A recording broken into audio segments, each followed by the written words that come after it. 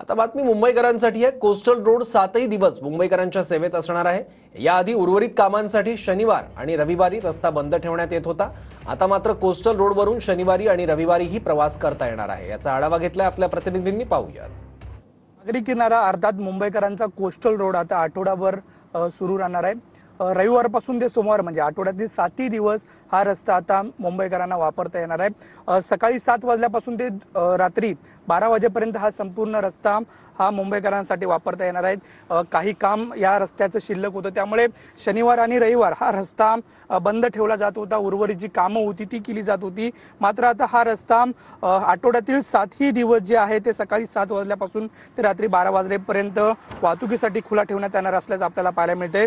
खरं तर मुंबई किनारा रस्ता म्हणजे हाच संपूर्ण प्रकल्प श्यामलदास गांधी मार्ग उड्डाणपूल ते वांद्रे वरळी सागरी सेतूच्या वरळी टोकापर्यंत टप्प्याचे बांधकाम पालिकेमार्फत केले जात आहे। आणि या पालिकेचं जवळपास 92% काम जे आहे ते पूर्ण झालेलं आपल्याला पाहायला मिळते। आठवड्यातील 7ही दिवस हा मार्ग आता खुला असणार आहे। व्हिडिओ जर्नलिस्ट मनीष विचारासह नंदकिशोर गावडे, TV9 मराठी, मुंबई।